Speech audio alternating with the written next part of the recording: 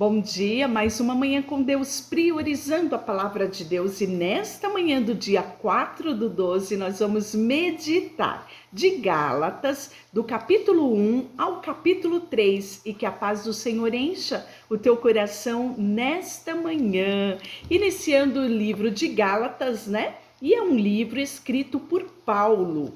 Na verdade, quando você inicia o livro de Gálatas no capítulo 1, né, ele já se apresenta, né, Paulo apóstolo, não da parte de homens, né, mas por intermédio de Jesus. Então, ele já se apresenta.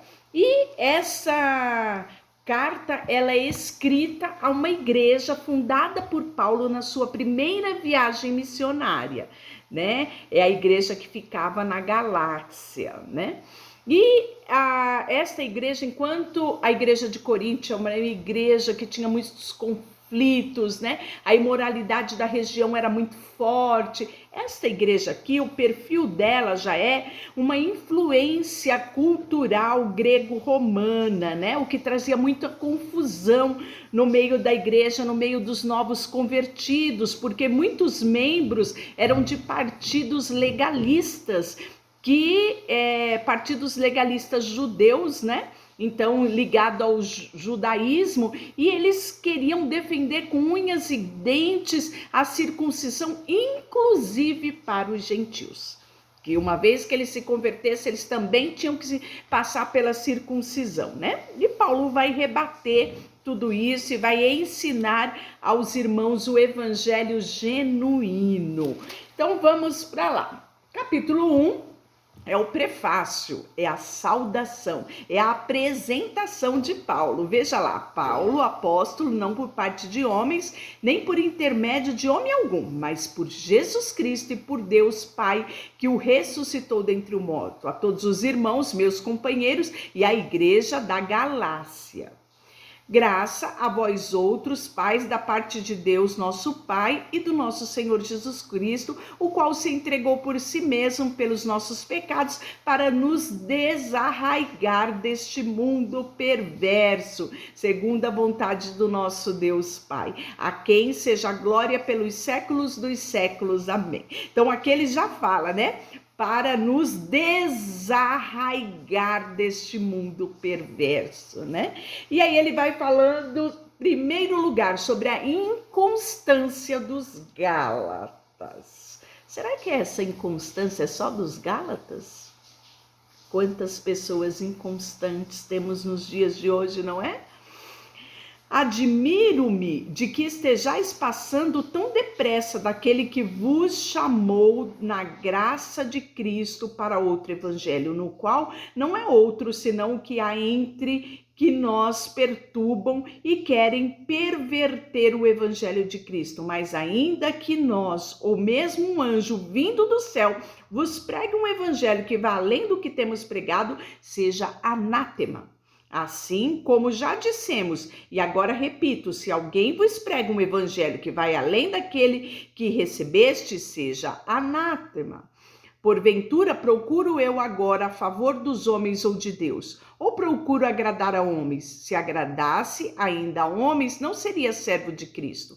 Faço-me, porém, saber, irmãos, que o evangelho por mim anunciado não é segundo homens, porque eu não recebi, nem aprendi de homem algum, mas mediante a revelação de Jesus Cristo. Porque ouvistes qual foi o meu proceder outrora no judaísmo, como sobremaneira perseguia eu a igreja de Deus e a devastava.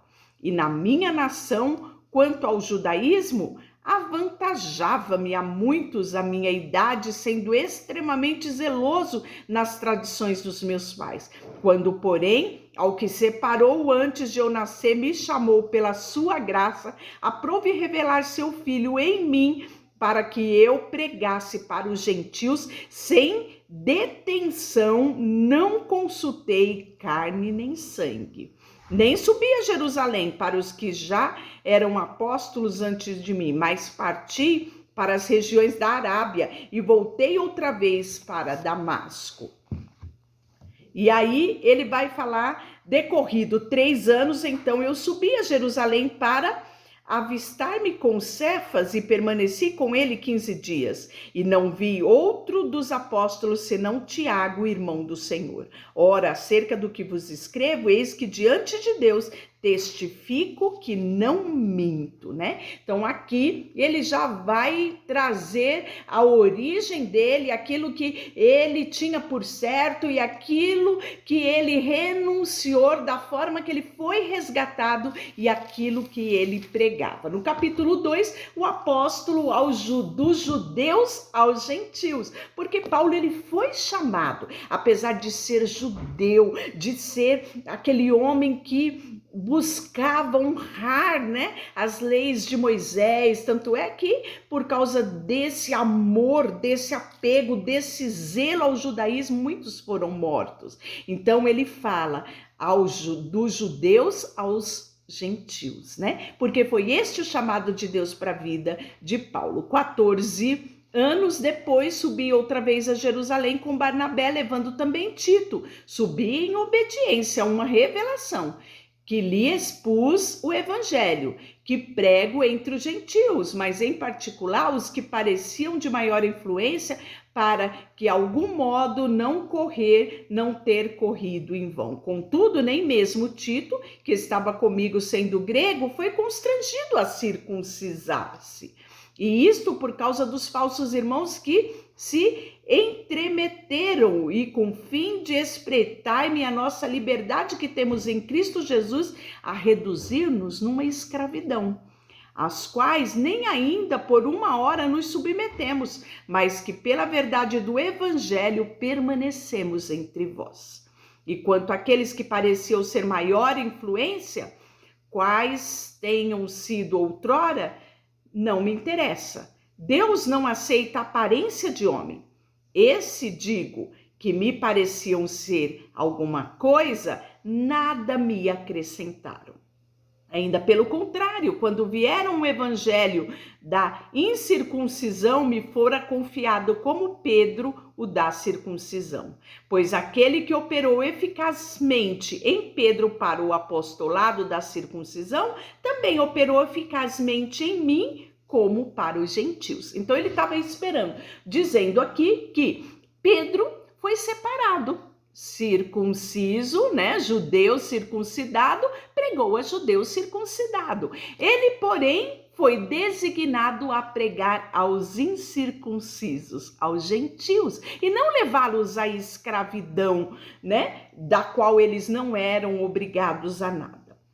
E aí fala, e quando conheceram a graça que me foi dada, Tiago, Cefas, João, que eram reputados colunas, me entenderam a mim e a Barnabé, a destra da comunhão, a fim de que nós fôssemos para os gentios e ele para a circuncisão, né? Então tá aqui falando do território onde cada um ia atuar no desempenho do seu ministério e que isso ficou em consenso na igreja, né? Ficou num consenso entre os apóstolos, as autoridades, né, da igreja primitiva. Então, Paulo, ele chega a repreender Pedro quanto a essa questão de querer impor a circuncisão aos gentios, coisa que era exclusiva do judeu. Então, você vai ler o final do capítulo 2, ele repreendendo Pedro.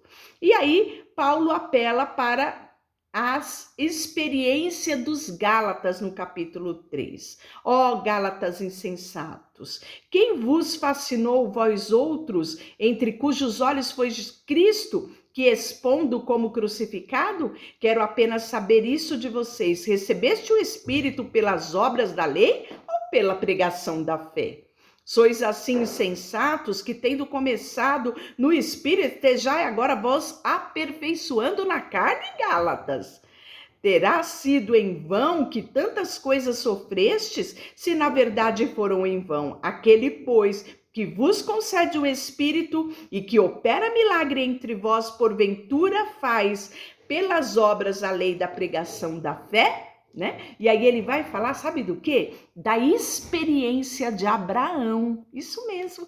Ó, acaso Abraão, que creu em Deus, isso lhe foi imputado por justiça? Sabei, pois, que os da fé é que são filhos de Abraão. Ora, tendo a escritura prevista que Deus justificaria pela fé os gentios, anunciou o evangelho a Abraão: em ti serão abençoados todos os povos, né? Essa promessa está lá em Gênesis 12, capítulo 12, versículo 3. De modo que os da fé são abençoados, o crente Abraão. Todos quanto, pois, são da obra da lei, estão debaixo da maldição. Porque está escrito: maldito todo aquele que não permanece em todas as coisas escritas no livro da lei para praticá-la. Deuteronômio 27 e 26. É evidente que pela lei ninguém é justificado diante de Deus, porque o justo viverá da fé. Quero deixar esta palavra para você hoje. Vamos orar? Senhor, nesta manhã, queremos declarar em tudo que vivemos hoje, não queremos ser insensatos, mas vivermos o evangelho da cruz. E queremos, Senhor, proferir em tempos que vivemos hoje, que nós viveremos da fé, sendo fortalecido em Cristo Jesus todos os dias. Depositamos diante de Ti tudo que somos e tudo que temos. Em nome de Jesus. Amém. Deus te abençoe.